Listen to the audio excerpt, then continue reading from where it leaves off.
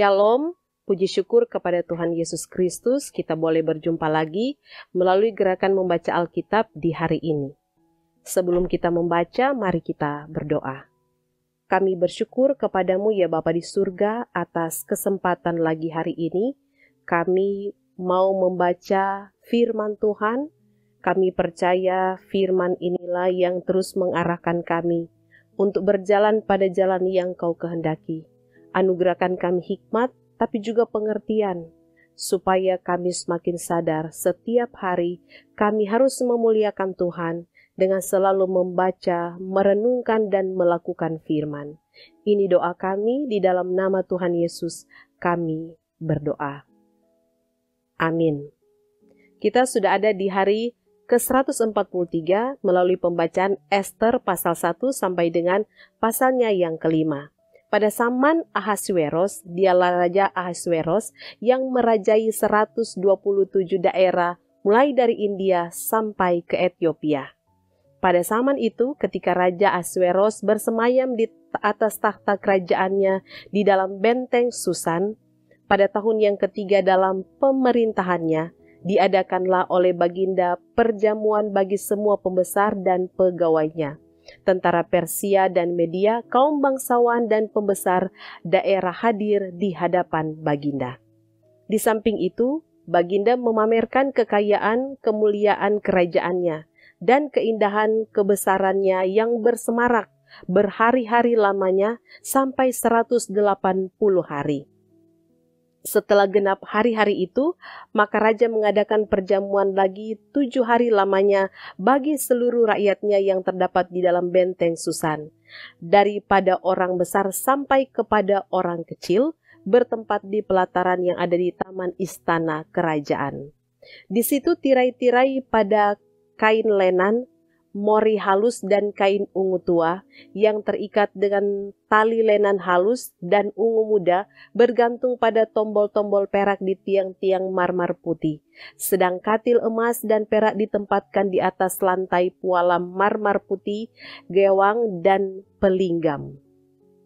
Minuman dihidangkan dalam piala emas yang beraneka ragam dan anggurnya ialah anggur minuman raja yang berlimpah-limpah sebagaimana layak bagi raja. Adapun aturan minum ialah tiada dengan paksa, karena beginilah diisyaratkan raja kepada semua bentara dalam, supaya mereka berbuat menurut keinginan tiap-tiap orang. Juga Wasti sang ratu mengadakan perjamuan bagi semua perempuan di dalam istana Raja Ahasweros. Pada hari yang ketujuh, ketika raja riang gembira hatinya karena minum anggur, bertitalah Baginda kepada Mehumam, Bista, Harbona, Bigta, Abagta, Zetar, dan Karkas, yakni ketujuh sida-sida yang bertugas di hadapan Raja Ahasweros, supaya mereka membawa Wasti sang ratu dengan memakai mahkota kerajaan menghadap raja untuk memperlihatkan kecantikannya kepada sekalian rakyat dan pembesar-pembesar, karena sang ratu sangat elok rupanya. Tetapi Ratu Wasti menolak untuk menghadap menurut titah raja yang disampaikan oleh sida-sida itu, sehingga sangat geramlah raja dan berapi-apilah murkanya. Maka bertanyalah raja kepada orang-orang arif bijaksana, orang-orang yang mengetahui kebiasaan zaman, karena demikianlah biasanya masalah-masalah raja dikemukakan kepada para ahli undang-undang dan hukum. Adapun yang terdekat kepada Baginda ialah Karsena, Setar, Admata, Tarsis, Meres, Marsena, dan Memukan, ketujuh pembesar Persia dan Media yang boleh memandang wajah raja yang mempunyai kedudukan yang tinggi di dalam kerajaan. Tanya raja, apakah yang harus diperbuat atas Ratu Wasti menurut undang-undang karena tidak dilakukannya titah Raja Ahasweros yang disampaikan oleh sida-sida? Maka sembah Memukam di hadapan raja dan para pembesar itu. Wasti sang ratu bukan bersalah kepada raja saja, melainkan juga kepada semua pembesar dan segala bangsa yang di dalam segala daerah Raja Ahasweros. Karena kelakuan sang ratu itu akan meratap pada semua perempuan, sehingga mereka tidak menghiraukan suaminya apabila diceritakan orang.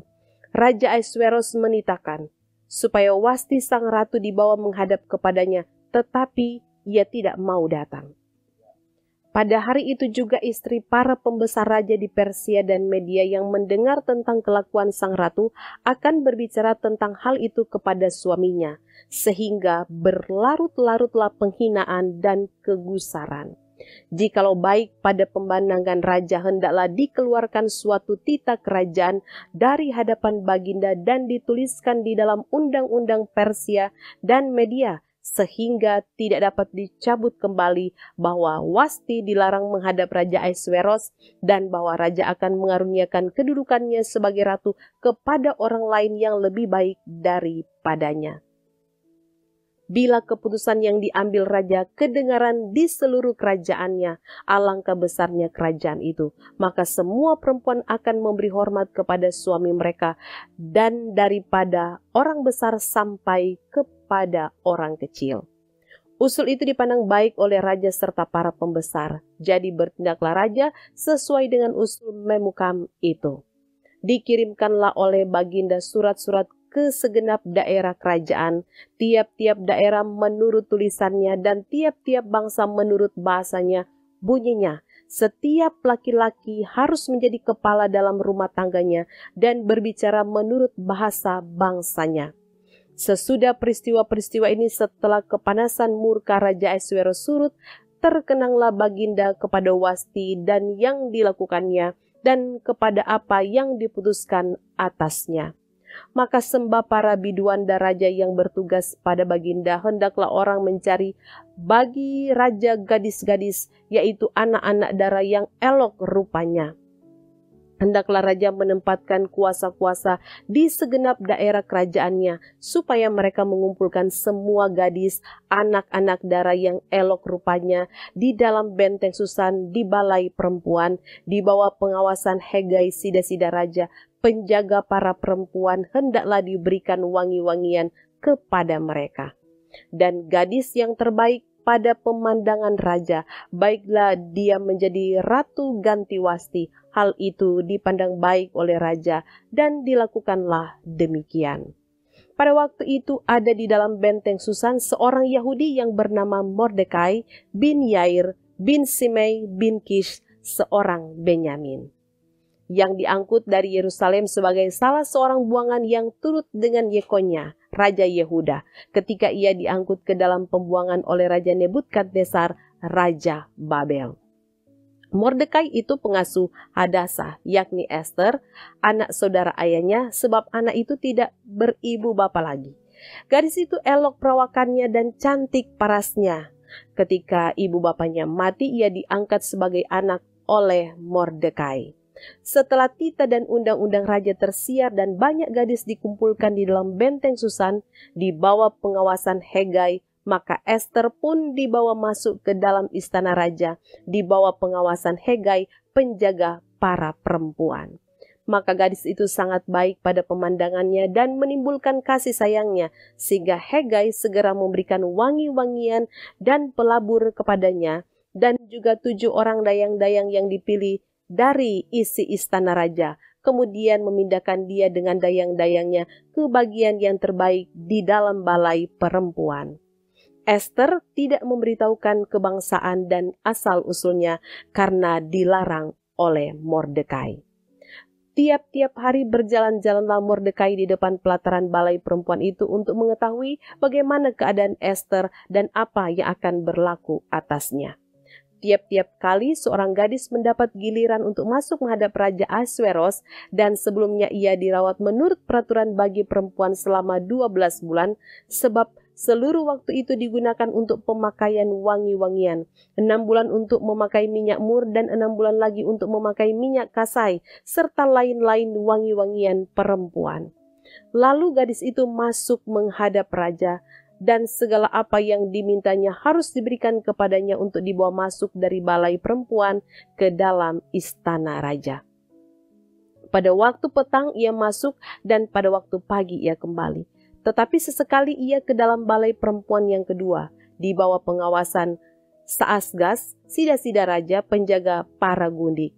Ia tidak diperkenankan masuk lagi menghadap raja kecuali jikalau raja berkenan kepadanya dan ia dipanggil dengan disebutkan namanya. Ketika Esther, anak Abihail, yakni saudara ayah Mordekai yang mengangkat Esther sebagai anak, mendapat giliran untuk masuk menghadap raja, maka ia tidak menghendaki sesuatu apapun selain daripada yang dianjurkan oleh Hegai, sida-sida raja, penjaga para perempuan. Maka Esther dapat menimbulkan kasih sayang pada semua orang yang melihat dia. Demikianlah Esther dibawa masuk menghadap Raja Ahasweros ke dalam istananya pada bulan yang ke-10, yakni bulan Tebet, pada tahun yang ke-7 dan pemerintahan Baginda. Maka Esther dikasihi oleh Baginda lebih daripada semua perempuan lain dan ia beroleh kasih sayang dan kasih Baginda lebih daripada semua anak darah lain, sehingga Baginda mengenakan mahkota kerajaan ke atas kepalanya dan mengangkat dia menjadi ratu ganti Wasti. Kemudian diadakanlah oleh Baginda suatu perjamuan bagi semua pembesar dan pegawainya, yakni perjamuan karena Esther, dan Baginda menitahkan kebebasan pajak bagi daerah-daerah serta mengaruniakan anugerah sebagaimana layak bagi raja. Selama anak-anak darah dikumpulkan untuk kedua kalinya, Mordekai duduk di pintu gerbang istana raja. Adapun Esther tidak memberitahukan asal-usul dan kebangsaannya seperti diperintahkan kepadanya oleh Mordekai, sebab Esther tetap berbuat menurut perkataan Mordekai seperti pada waktu ia masih dalam asuhannya.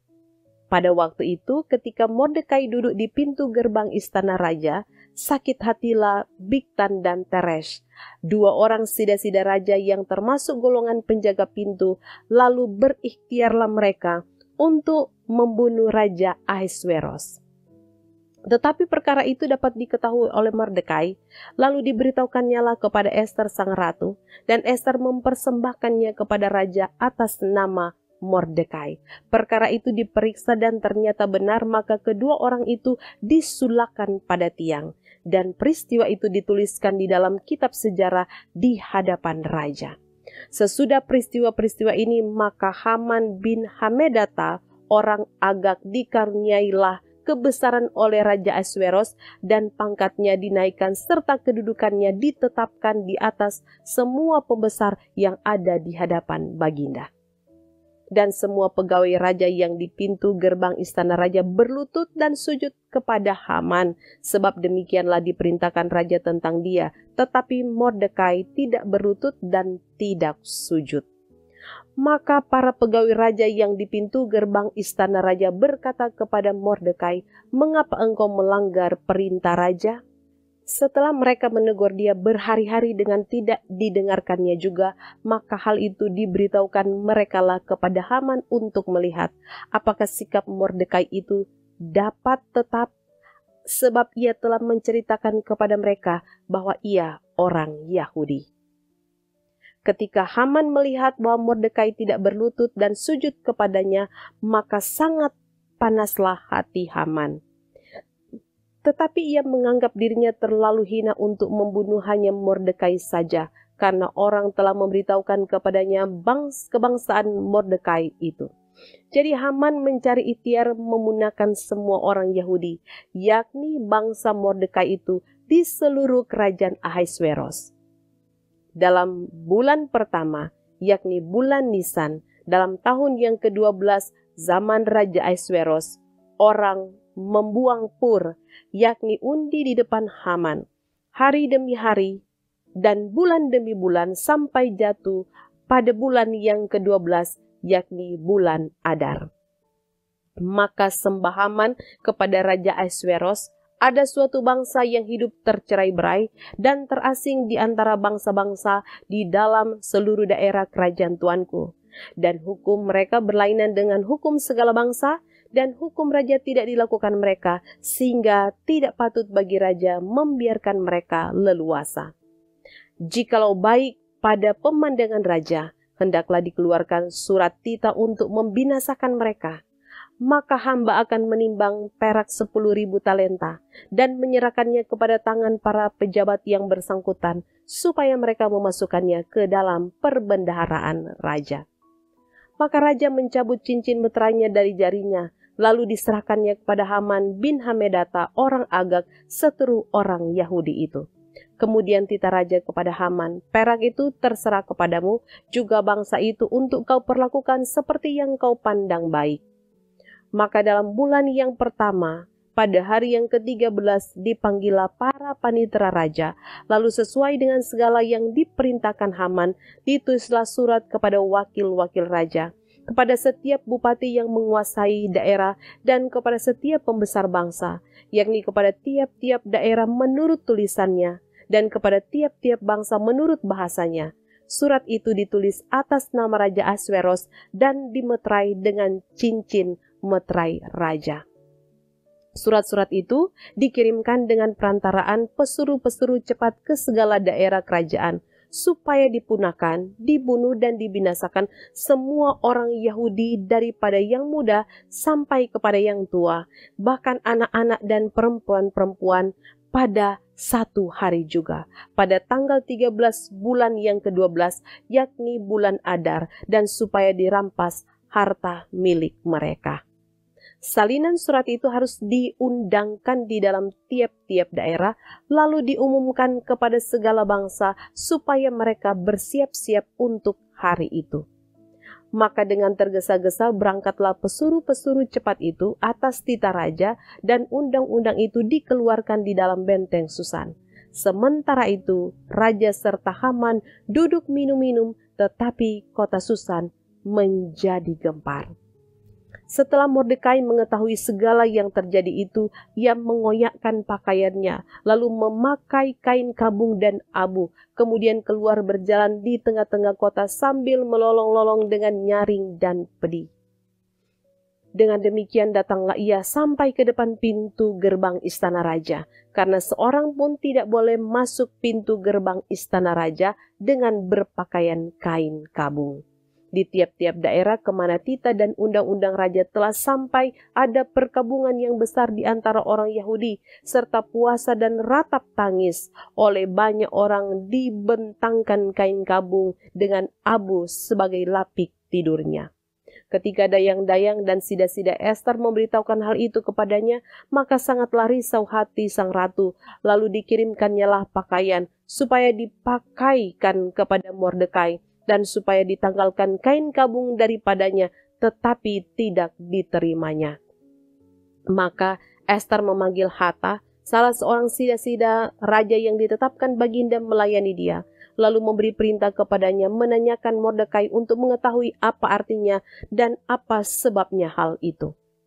Lalu keluarlah Hatta mendapatkan Mordekai di lapangan kota yang di depan pintu gerbang istana raja. Dan Mordekai menceritakan kepadanya segala yang dialaminya, serta betapa banyaknya perak yang dijanjikan oleh Haman akan ditimbang untuk perbendaharaan raja sebagai harga pembinasaan orang Yahudi. Juga salinan surat undang-undang yang dikeluarkan di Susan untuk memunahkan mereka itu diserahkannya kepada Hatta, supaya diperlihatkan dan diberitahukan kepada Ester. Lagi pula Hatta disuruh menyampaikan pesan kepada Ester, supaya pergi menghadap raja, untuk memohon karunia-Nya dan untuk membela bangsanya di hadapan baginda. Lalu masuklah Hatta dan menyampaikan perkataan Mordekai kepada Ester. Akan tetapi Ester menyuruh Hatta memberitahukannya kepada Mordekai. Semua pegawai raja serta penduduk daerah-daerah kerajaan mengetahui bahwa bagi setiap laki-laki atau perempuan yang menghadap raja di pelataran dalam dengan tiada dipanggil, hanya berlaku satu undang-undang, yakni hukuman mati. Hanya orang yang kepadanya raja mengulurkan tongkat emas yang akan tetap hidup. Dan aku selama 30 hari ini tidak dipanggil menghadap raja. Ketika disampaikan orang perkataan Ester itu kepada Mordekai, maka Mordekai menyuruh menyampaikan jawaban ini kepada Ester. Jangan kira karena engkau di dalam istana raja, hanya engkau yang akan terluput dari antara semua orang Yahudi. Sebab sekalipun engkau pada saat ini berdiam diri saja, bagi orang Yahudi akan timbul juga pertolongan dan kelepasan dari pihak lain, dan engkau dengan kaum keluargamu akan binasa. Siapa tahu, mungkin justru untuk saat yang seperti ini, engkau beroleh kedudukan sebagai ratu. Maka Ester menyuruh menyampaikan jawab ini kepada Mordekai. Pergilah, kumpulkanlah semua orang Yahudi yang terdapat di Susan dan berpuasalah untuk aku. Janganlah makan dan janganlah minum 3 hari lamanya, baik waktu malam, baik waktu siang. Aku serta dayang-dayangku pun akan berpuasa demikian. Dan kemudian aku akan masuk menghadap raja. Sesungguhnya berlawanan dengan undang-undang. Kalau terpaksa aku mati, biarlah aku mati. Maka pergilah Mordekai dan diperbuatnyalah tepat seperti yang dipesankan Ester kepadanya. Pada hari yang ketiga Ester mengenakan pakaian ratu, lalu berdirilah ia di pelataran dalam istana raja, tepat di depan istana raja. Raja bersemayam di atas tahta kerajaan di dalam istana, berhadapan dengan pintu istana itu. Ketika raja melihat Ester sang ratu berdiri di pelataran, berkenanlah raja kepadanya, sehingga raja mengulurkan tongkat emas yang di tangannya ke arah Ester, lalu mendekatlah Ester dan menyentuh ujung tongkat itu. Tanya raja kepadanya, apa maksudmu hai Ratu Ester, dan apa keinginanmu sampai setengah kerajaan sekalipun akan diberikan kepadamu? Jawab Ester, jikalau baik pada pemandangan raja, datanglah kiranya raja dengan Haman pada hari ini ke perjamuan yang diadakan oleh hamba bagi raja. Maka titah raja, suruhlah Haman datang dengan segera supaya kami memenuhi permintaan Ester. Lalu raja datang dengan Haman ke perjamuan yang diadakan oleh Ester. Sementara minum anggur, bertanyalah raja kepada Ester, apakah permintaanmu? Niscaya akan dikabulkan. Dan apakah keinginanmu? Sampai setengah kerajaan sekalipun akan dipenuhi. Maka jawab Ester, permintaan dan keinginan hamba ialah, jikalau hamba mendapat kasih raja, dan jikalau baik pada pemandangan raja mengabulkan permintaan serta memenuhi keinginan hamba, datang pulalah kiranya raja dengan Haman ke perjamuan yang akan hamba adakan bagi raja dan Haman, maka besok akan hamba lakukan yang dikehendaki raja. Pada hari itu keluarlah Haman dengan hati riang dan gembira. Tetapi ketika Haman melihat Mordekai ada di pintu gerbang istana raja, tidak bangkit dan tidak bergerak menghormati dia, maka sangat panaslah hati Haman kepada Mordekai. Tetapi Haman menahan hatinya, lalu pulanglah ia ke rumahnya dan menyuruh datang sahabat-sahabatnya dan Zeres istrinya. Maka Haman menceritakan kepada mereka itu besarnya kekayaannya, banyaknya anaknya laki-laki, dan segala kebesaran yang diberikan raja kepadanya serta kenaikan pangkatnya di atas para pembesar dan pegawai raja. Lagi kata Haman, tambahan pula tiada seorang pun diminta oleh Ester sang ratu untuk datang bersama-sama dengan dia ke perjamuan yang diadakannya, kecuali aku. Dan untuk besok aku pun akan diundangnya bersama-sama dengan raja. Akan tetapi semuanya itu tidak berguna bagiku selama aku masih melihat si Mordekai, si Yahudi itu, duduk di pintu gerbang istana raja. Lalu kata Zeres istrinya dan semua sahabatnya kepadanya, suruhlah orang membuat tiang yang tingginya 50 hasta, dan persembahkanlah besok pagi kepada raja, supaya Mordekai disulakan orang pada tiang itu. Kemudian dapatlah engkau dengan bersukacita pergi bersama-sama dengan raja ke perjamuan itu. Hal itu dipandang baik oleh Haman, lalu ia menyuruh membuat tiang itu. Saudaraku, demikianlah pembacaan firman Tuhan hari ini. Mari kita berdoa. Kami bersyukur atas pembacaan firman hari ini. Kami akan semakin kuat karena ada firman yang terus kami baca dan dengarkan bersama. Ketika kami hidup dalam takut akan Tuhan dan selalu melakukan firman-Mu, sesungguhnya Tuhan akan terus menyatakan kasih dan kemurahan-Mu, menolong, menjaga, dan melindungi kami. Ini yang menjadi doa kami. Di dalam nama Tuhan Yesus kami berdoa. Haleluya, haleluya. Amin. Saudaraku, kita berjumpa lagi di lain hari untuk program yang sama. Shalom.